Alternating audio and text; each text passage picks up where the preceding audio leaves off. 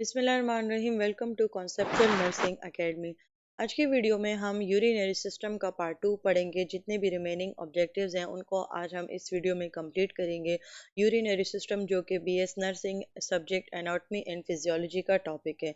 तो हमारे पास आज का ऑब्जेक्टिव स्टार्ट होता है टाइप्स ऑफ नेफ्रॉन्स, यानी कि जो नेफ्रॉन्स क्या थे, जो हमारे फंक्शनल यूनिट्स होते हैं किडनीज के, और इन्हीं के ज़रिए जो है वो यूरिन की फॉर्मेशन होती है। तो इसकी दो टाइप है, एक ये कॉर्टेक्स के एरिया पर होते हैं जिनको हम कॉर्टिकल नेफ्रॉन्स कहते हैं, और एक ये कॉर्टेक्स और मेड्यूला के दरमियान में रहते हैं। अगर आप डायग्रामेटिकली इसको देखें तो ये बिल्कुल जहाँ तक ये रीनल पायरामिड जहाँ से स्टार्ट होता है ना, तो ये वहीं पर होते हैं। इन दोनों का बिल्कुल फंक्शन स्ट्रक्चर सब कुछ सेम है, लेकिन इनमें सिर्फ एक फ़र्क आता है, एक छोटा सा फ़र्क है कि जो कॉर्टिकल नेफ्रॉन्स होते हैं इनका ये जो लूप ऑफ हैनल होता है वो शॉर्ट होता है, और जो हमारे पास जक्स्टा मेड्यूलरी नेफ्रॉन्स होते हैं उनका जो लूप ऑफ हैनल है वो थोड़ा सा लंबा होता है। बाकी तमाम इनके जितने भी हमने टिब्यूल्स पढ़े हैं, यानी कि इसका प्रॉक्सिमल टिब्यूल है, लूप ऑफ हैनल है, डिस्टल कन्वोलेटेड टिब्यूल है, एंड देन वो अपना यूरिन जो है वो कलेक्टिंग डक्ट्स में ट्रांसफ़र कर देते हैं। तो ये तमाम प्रोसेस बिल्कुल सेम रहता है, सिर्फ इनके लूप ऑफ हैनल में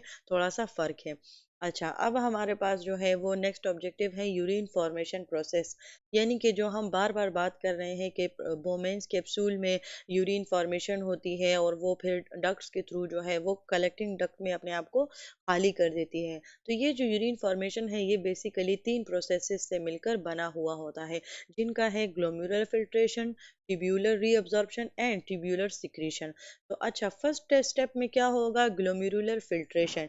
ये एक नॉन सेलेक्टिव पेसिव प्रोसेस है। इसको हम ये नॉन सेलेक्टिव पेसिव प्रोसेस इसीलिए कहते हैं कि इनमें ब्लड प्रेशर की वजह से जो है, ये जो ब्लड का प्रेशर इतना ज़्यादा होता है कि ये जो है प्लाज्मा को ग्लोमेरुलर कैपिलरीज में जो है वो पुश कर देता है।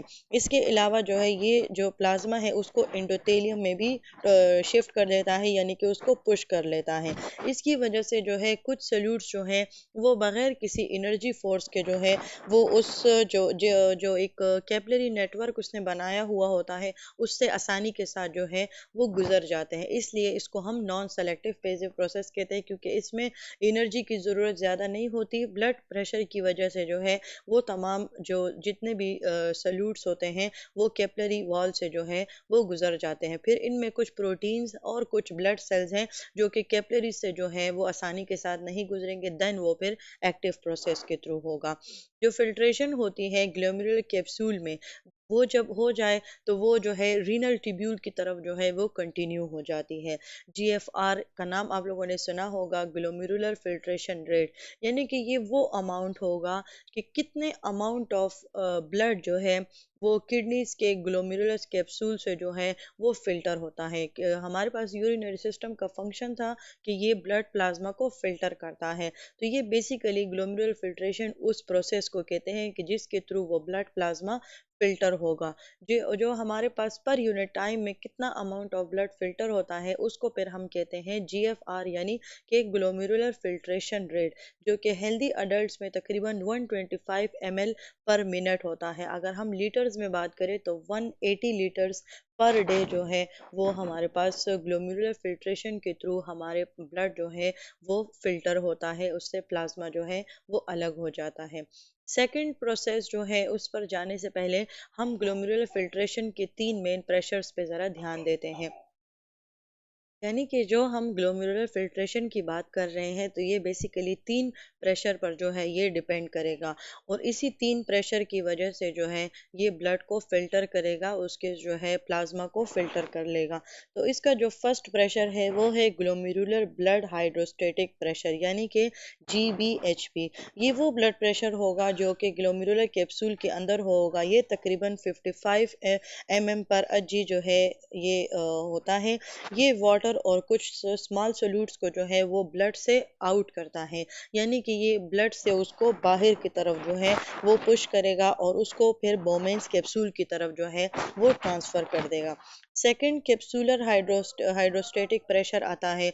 ये वो उस फ्लूइड का प्रेशर होता है जो कि ऑलरेडी बोमेंस कैप्सूल में मौजूद है। इनका तकरीबन 15 मिलीमीटर पर एच जी होता है।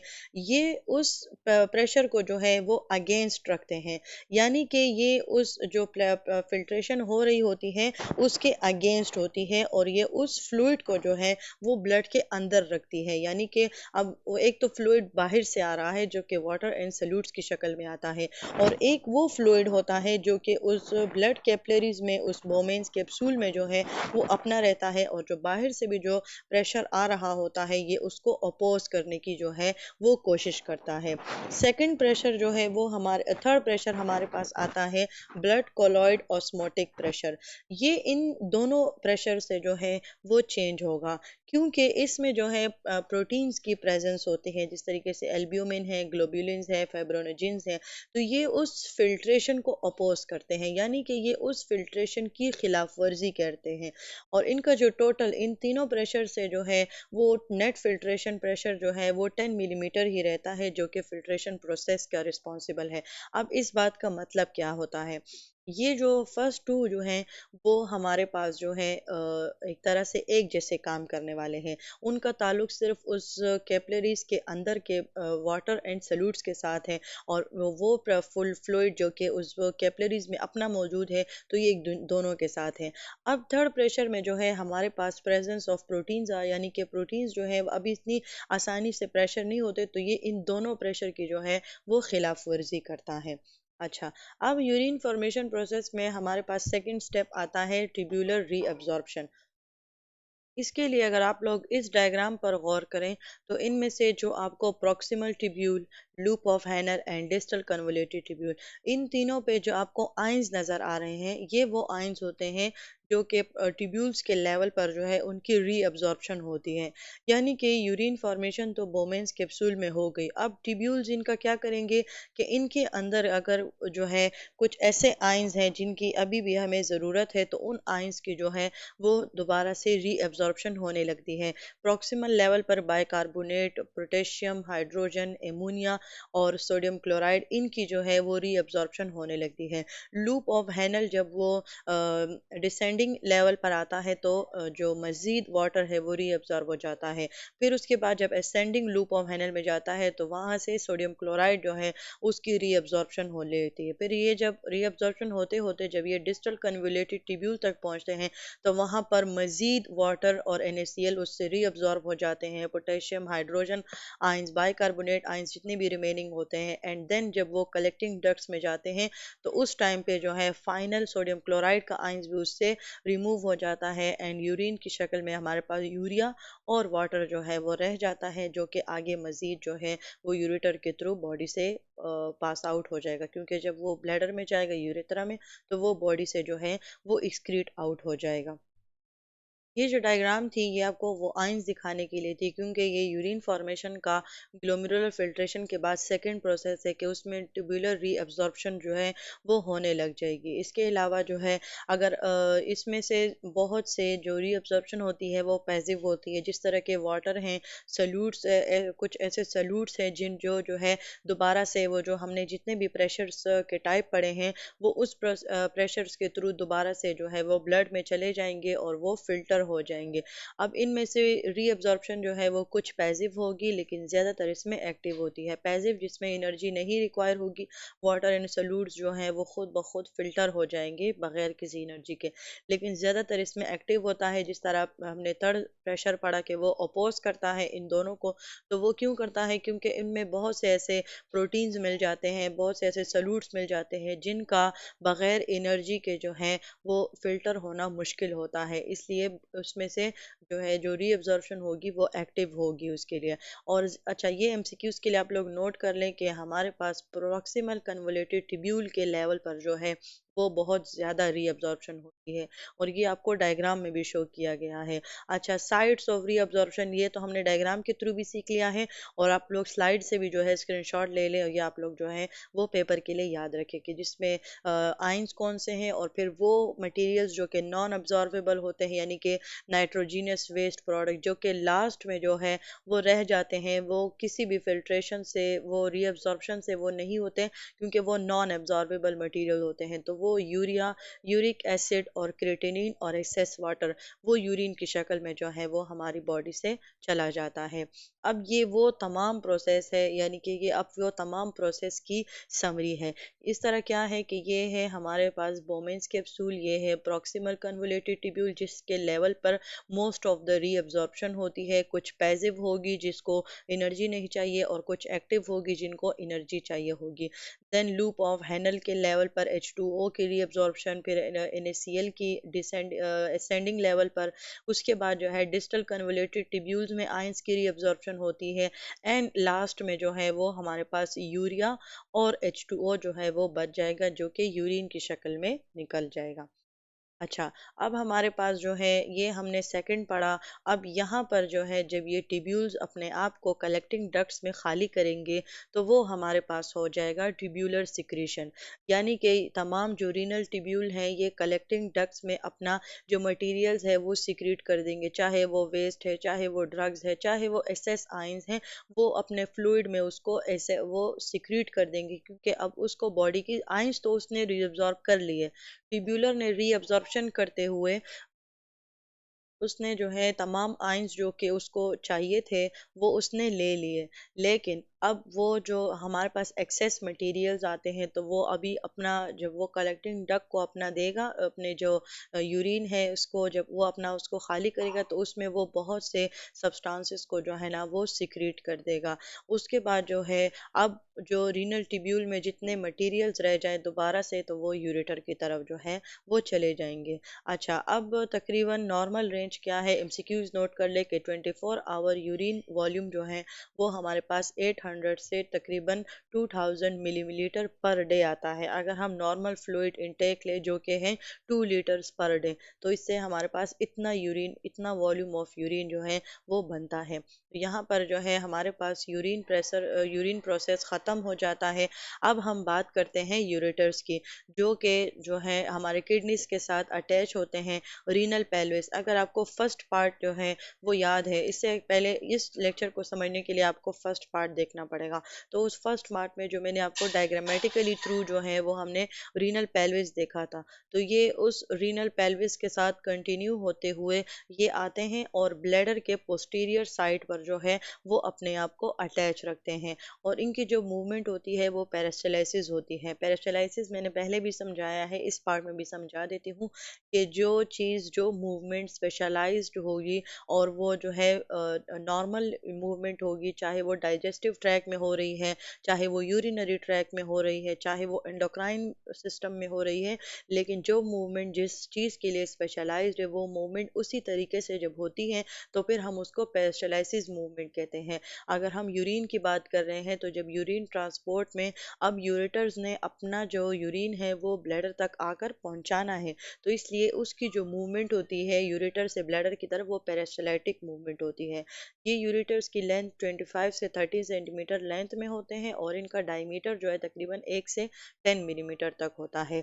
ये यूरेटर्स जो हैं वो posterior side of the bladder जो है वो अपने आप को सिक्योर करते हैं, यानी कि उसके साथ अटैच होते हैं। अब जाहिर सी बात है कि अब यूरेटर्स है तो उनके भी लेयर्स होंगे, जिनका बाहर वाला फाइब्रस होगा, मस्कुलरिस मसल लेयर होगा, यानी कि मिडल लेयर, और जो इनर मोस्ट लेयर होगी वो म्यूकोजल लेयर होगी। अब उसमें एपिथेलियल लेयर होगी जो स्टार शेप जो है वो स्टार शेप की तरह वो स्ट्रक्चर जो है वो शो करेगी। अब वहाँ से जो है वो मूवमेंट वहाँ से होगी, देन उस वो मूवमेंट जो है यूरिनरी ब्लैडर। अब ये यूरिनरी ब्लैडर क्या है, ये स्मूथ होगा, डिस्टेंसिबल का मतलब ये होता है कि इसकी एक अपनी अमाउंट होगी फ्लूइड को स्टोर करने की, और उस अमाउंट के बाद जो है ये दोबारा ये और जो है ब्लैडर और रिसीव नहीं करेगा। अगर तो ये ब्लैडर जो है वो वक्त पर खाली ना हो तो ये और फ्लूइड को जो है वो फिर एक्सेप्ट नहीं करेगा, फिर आगे इसमें मजीद कॉम्प्लिकेशन आएगी। यानी कि ये एक फिक्स अमाउंट पर जो है वो काम करता है, कोलैप्सिबल होता है। ये कोलैप्स होता है जब हमारे पास यूरिन जो है वो यूरेथ्रा के थ्रू हम जब यूरिन कर लेते हैं, यानी कि जब हमारा ब्लैडर जो है वो एम्प्टी हो जाता है तो ये कोलैप्स होता है। और जब ये जो है कोलैप्स जब ये भर जाता है और हमने यूरिन पास नहीं किया होता तो ये जो है ये पुल हो जाता है। इसलिए जब अल्ट्रासाउंड करते हैं तो अल्ट्रासाउंड में पहले पेशेंट का जो है वो उसको पानी पिलाते हैं ताकि उसका जो ब्लड है वो उसका जो सॉरी ब्लैडर जो है वो पुल हो जाए, यानी कि वो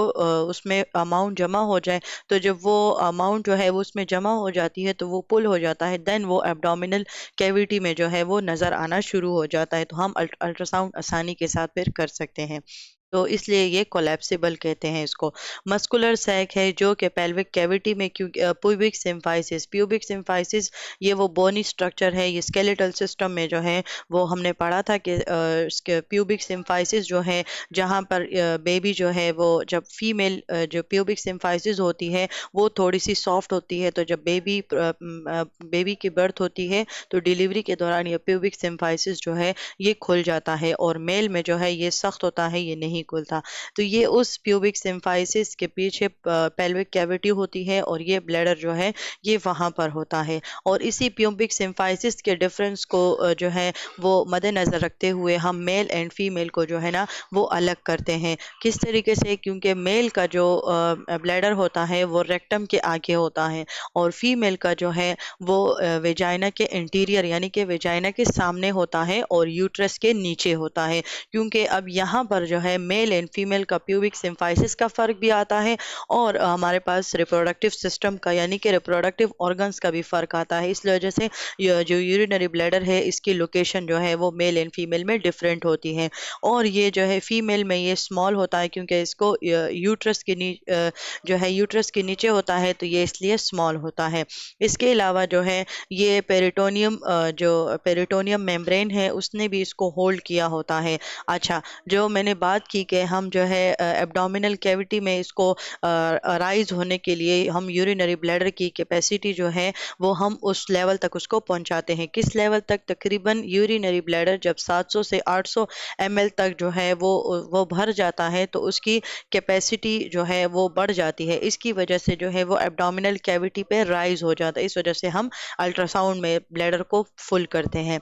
इसके अलावा जो है यूरिनरी ब्लैडर के फ्लोर में यानी कि उसके निचले हिस्से में एक ट्रायंगुलर एरिया होगा जिसको हम कहेंगे ट्राइगोन, जिसकी 3 ओपनिंग्स होगी। अब वो 3 ओपनिंग्स क्या हैं कि एक जो है एक यूरेथ्रा के लिए, और 2 जो ऊपर से आए हुए यूरेटर्स होते हैं वो अपने आप को ब्लैडर के पीछे एडजस्ट करते हैं, तो वो इन 2 ओपनिंग्स के थ्रू अपने आप को करते हैं। अच्छा, रोगाई जो है ये फोल्डिंग्स को कहते हैं। ये बेसिकली जो है ब्लैडर के एक्सपेंशन को बरकरार रखने में और उसको परमिट करने में, यानी कि इसी रोगाई की वजह से, इसी फोल्डिंग की वजह से जो है वो ब्लैडर आसानी के साथ जो है वो पुल होगा। अभी हमने जो जितने भी हमने यूरेटर्स और ब्लैडर की स्लाइड्स पढ़ी हैं तो अब आपको यहाँ पर आसानी के साथ समझ आ गई है। तो सबसे पहले हम बात करते हैं इसके 3 ओपनिंग्स की। जिस तरीके से हमने पढ़ा कि इसमें 3 ओपनिंग्स होती हैं, तो ये ओपनिंग हो गई, एक ये ओपनिंग हो गई जो कि ब्लैडर के बैक साइड पर जो है वो यूरेटर्स के लिए। ये जो आपको 2 नज़र आ रही हैं तो ये यूरेटर्स होते हैं जो कि इसने ओपनिंग्स किए हैं, तो ये यूरेटर्स वहाँ पर अटैच होंगे। थर्ड ओपनिंग इसकी यूरेथ्रा की साइड पर होगी। यूरेथ्रा के जैसे ही ब्लैडर जो है वो यूरेथ्रा पे आगे जो है वो यूरेथ्रा स्टार्ट होता है उसी पर हमारे पास इंटरनल स्फिंक्टर्स होते हैं, और इस साइड पर जो है वो हमारे पास एक्सटर्नल जो है हमारे पास स्फिंक्टर्स लगे हुए होते हैं। अब ये इंटरनल और एक्सटर्नल, ये मैं आपको थोड़ा सा इसको गाइडलाइन दे देती हूँ कि जब इंटरनल स्फिंक्टर्स में यानी कि जब ब्लैडर जो है उसकी नॉर्मल जो कैपेसिटी है वो फुल हो जाती है तो इसकी वजह से इंटरनल इंटरनल यूरेथ्रल स्फिंक्टर्स, ये जो है ये जो अपना सिग्नल है ये ब्रेन की तरफ लेकर चले जाते हैं, एंड ब्रेन जो है वो नॉर्मल इम्पल्सिस के जरिए एक्सटर्नल स्फिंक्टर्स को कहते हैं कि अब आप लोग यूरेथ्रा को ओपन कर लें।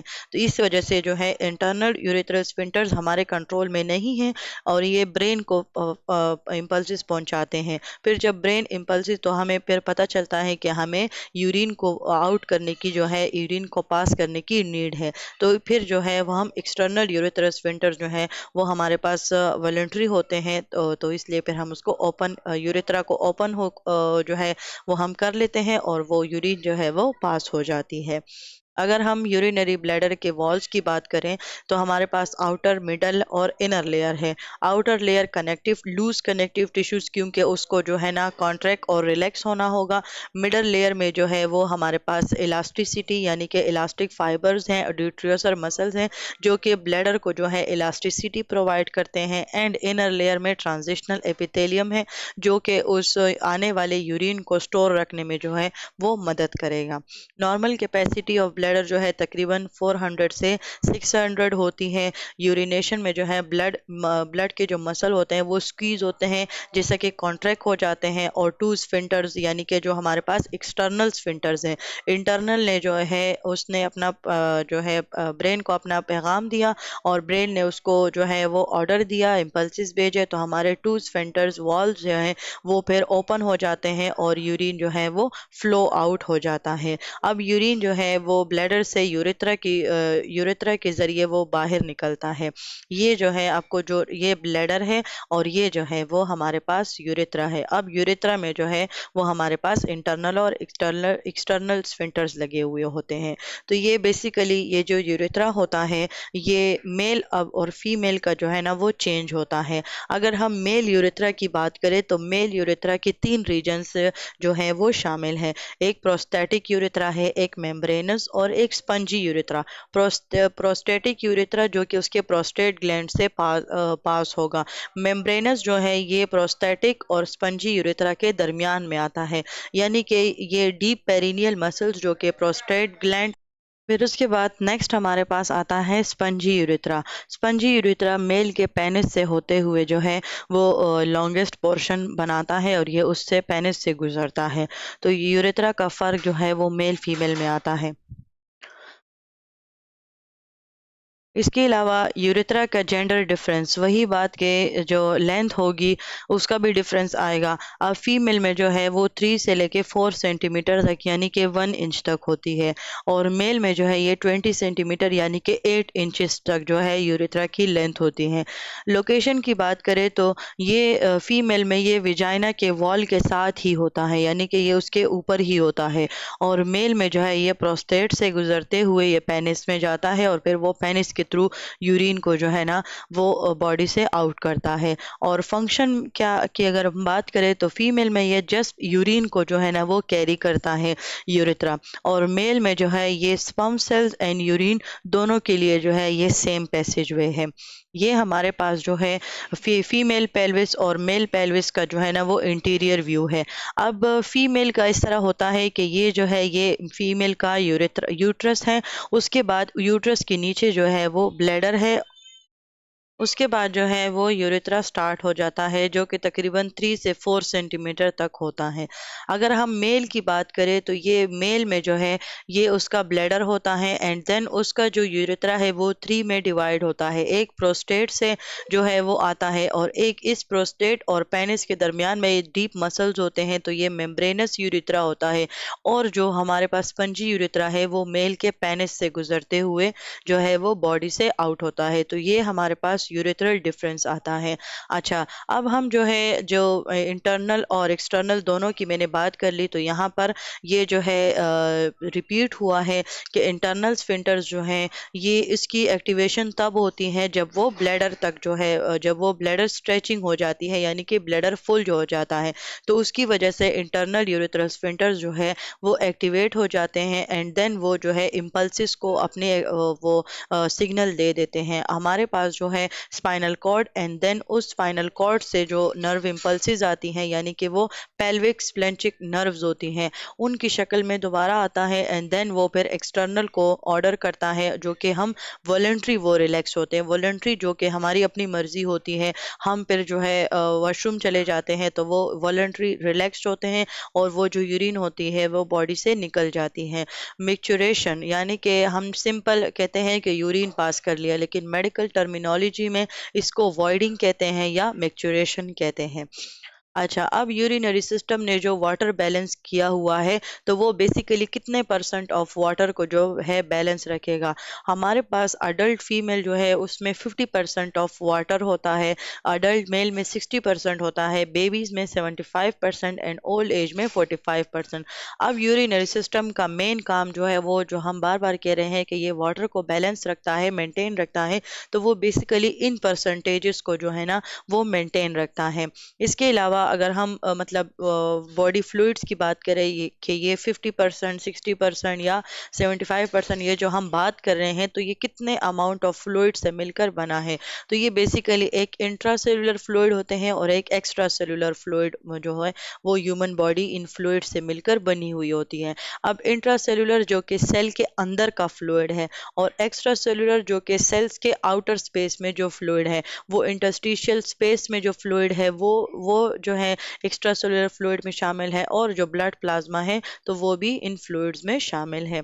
अच्छा, जब वो वाटर को बैलेंस रखता है तो वो किस तरीके से रखता है। एक तो हमने जो है आपको स्लाइड्स में मैंने परसेंटेज बता दी कि कितना अमाउंट ऑफ परसेंटेज जो है वो एक यूरिनरी सिस्टम वाटर को बैलेंस रखने में कितना अमाउंट ऑफ परसेंटेज वो शो करेगा, मेंटेन रखेगा।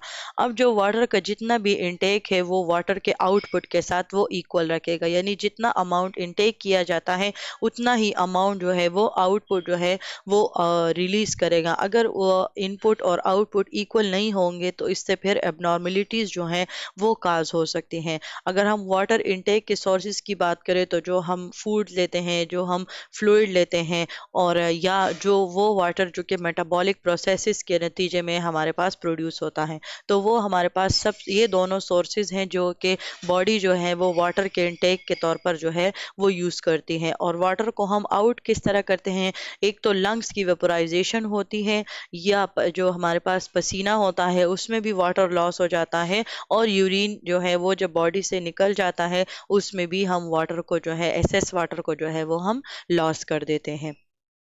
अच्छा, जो डाइल्यूट यूरिन होता है, जब डाइल्यूट यूरिन तब प्रोड्यूस होगा जब वाटर का इंटेक, जिस तरह मैंने आपको कहा कि वाटर का इंटेक एंड वाटर का आउटपुट दोनों के सेम होना चाहिए। तो अगर अभी जो है वो इंटेक जो है वो बहुत ज़्यादा हो गई है, तो इसके नतीजे में डाइल्यूटेड यूरिन जो है वो प्रोड्यूस होगा।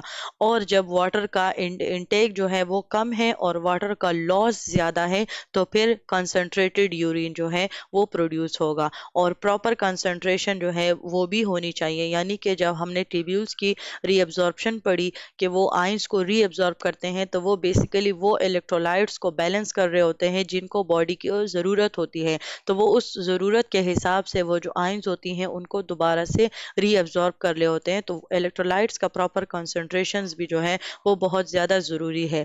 अच्छा, अब जो है वाटर और इलेक्ट्रोलाइट की रीअब्जॉर्प्शन में हार्मोन्स का क्या काम है, यानी कि अब हार्मोन्स का भी जाहिर सी बात है इसमें कुछ ना कुछ रोल तो अपना होगा। तो ये जो रेगुलेशन होती है ये बेसिकली उन हार्मोन्स के ज़रिए होती है, जिसमें हमारे पास एडीएच यानी कि एंटी डायूरेटिक हार्मोन्स आता है। ये बेसिकली प्रोड्यूस ही उस सिचुएशन में होता है कि जब बॉडी में बहुत ज़्यादा जो है वो वाटर लॉस होने लगता है। डायरिया के फेज़ में जब वाटर लॉस बहुत ज़्यादा हो जाता है, तो ये उस वाटर लॉस को प्रिवेंट करने के लिए जो है वो सिक्रीट होता है। इसके अलावा अल्डोस्टेरोन है जो कि सोडियम आयन को रेगुलेट करते हैं, यानी कि जब एक्स्ट्रा सेलुलर फ्लूइड हमने पढ़ा, जब उसमें सोडियम की कंटेंट में फ़र्क आता है, कम ज़्यादा होते हैं, तो उसको रेगुलेट करने के लिए अल्डोस्टेरोन आता है। एंड देन हमारे पास जो है आता है रेनिन एंजियोटेंसिन मैकेनिज्म, यानी कि रास सिस्टम। ये हमारे पास ब्लड प्रेशर को जो है ना वो रेगुलेट रखने में सबसे इम्पोर्टेंट सिस्टम होता है, और ये साथ साथ वाटर एंड इलेक्ट्रोलाइट की रीअब्जॉर्प्शन को भी जो है वो रेगुलेट रखता है। इसके अलावा जो है एसिड बेस बैलेंस, ये बात तो मैंने पहले भी आपके कही है, लेकिन अभी दोबारा से मैं रिवाइज कर लेती हूँ कि हमारे ब्लड का पीएच, पीएच क्या होगा, हाइड्रोजन आयंस की कंसंट्रेशन एंड हाइड्रोक्साइड आयंस की कंसंट्रेशन, इनकी जब कंसंट्रेशन मेंटेन रखती है तो ये पीएच को जो है वो 7.35 से 7.45 के दरमियान में रहते हैं, और इसी से होम्योस्टेसिस भी मेंटेन होती है। अगर तो ये 7.45 से ज़्यादा होगा तो बॉडी बेसिसिटी की तरफ जाएगी, अल्कालोसिस की तरफ जाएगी, और अगर 7.35 से कम हो जाएगा तो बॉडी की एसिडिटी बढ़ जाएगी, हाइड्रोजन आयंस की कंसंट्रेशन बढ़ जाएगी, तो वो होगा एसिडोसिस। और ये जो आयन होते हैं ये बेसिकली जो हमारे बॉडी के अंदर जो सेलुलर मेटाबॉलिज्म हो रहे हैं, केमिकल प्रोसेसेस हो रहे हैं, तो ये उनका बाय प्रोडक्ट है। जिस तरह वाटर उनका बाय प्रोडक्ट है, इसी तरह जो है ये आयंस भी उनका बाय प्रोडक्ट है। बहुत से एसिड बेस बैलेंस जो है वो किडनी से मेंटेन होते हैं, और इसके अलावा दूसरे कंट्रोलिंग सिस्टम है, ब्लड बफर्स है और रिस्पायरेशन है। इसको आप लोग एमसीक्यूज के लिए याद रखें, लेकिन यूरिनरी सिस्टम के लिए आप लोगों ने जो है वो ये बात ज़रूर याद रखनी है कि मोस्ट ऑफ द जो बैलेंस है, most of the regulation of acid base balance वो किडनी ही मेंटेन रखती है। और यहीं तक थी आज की वीडियो। यूरिनरी सिस्टम जो है वो खैर से ख़त्म हो गया है, और इंशाल्लाह हम नेक्स्ट वीडियो के साथ जो है वो फिर से वीडियो बनाएंगे। Thank you so much for your attention.